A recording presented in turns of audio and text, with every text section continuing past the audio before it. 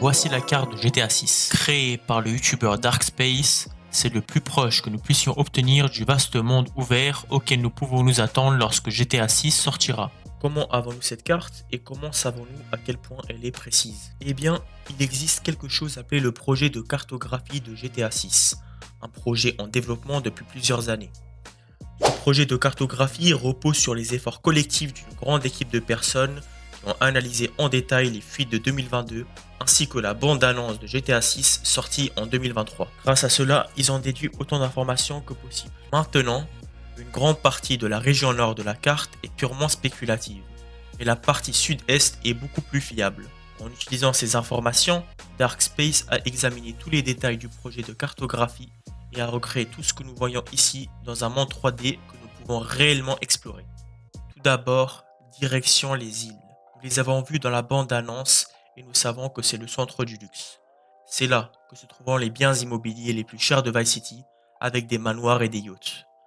En explorant ces îles, il faut souligner que l'échelle de cette carte est pratiquement 1 sur 1 grâce au projet de cartographie. Ce projet utilise des unités rage, un système basé sur le menu de débogage visible dans les fuites de GTA 6. Grâce à cela, ils ont créé une grille de référence qui nous permet de savoir que cette carte est censée être totalement fiable. Bien sûr, des changements peuvent toujours intervenir entre les séquences de développement et la version finale du jeu. Direction Vice Beach. Si vous avez déjà joué à Vice City, vous reconnaîtrez tout de suite Vice Beach. C'est la zone principale et le cœur de la vie nocturne dans GTA 6. Comme on l'a vu dans la bande-annonce, c'est ici que se dérouleront la majorité des activités de loisirs et des sorties nocturnes. Dans cette carte recréée par Darkspace, il n'y a pas encore d'éclairage nocturne pour les bâtiments. Mais quand GTA 6 sortira, on peut s'attendre à un éclairage et une ambiance spectaculaire, comme le montre la bande-annonce officielle. Passons maintenant au centre-ville. On retrouve des bâtiments familiers, mais il faut se rappeler que tous les assets visibles ici proviennent de GTA 5, sauf quelques petites modifications. Si des assets de GTA 6 étaient intégrés, Take-Two pourrait faire fermer ce projet. Pour l'instant, en utilisant uniquement les assets de GTA 5, tout semble en règle.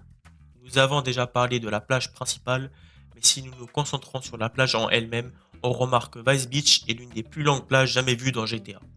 En jeu, elle sera remplie de PNJ et d'activités. Et si elle est déjà impressionnante ici, imaginez-la avec des graphismes et la densité de population de GTA 6. Un autre point à souligner, cette carte ne contient pas encore de PNJ ni de véhicules.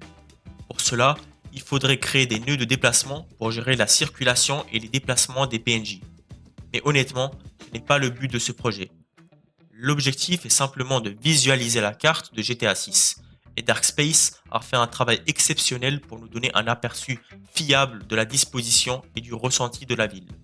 Dans une récente vidéo, Darkspace a fait un trajet à travers toute la carte et le temps de voyage entre les différentes zones prouve que cette carte est beaucoup plus grande que celle de GTA 5.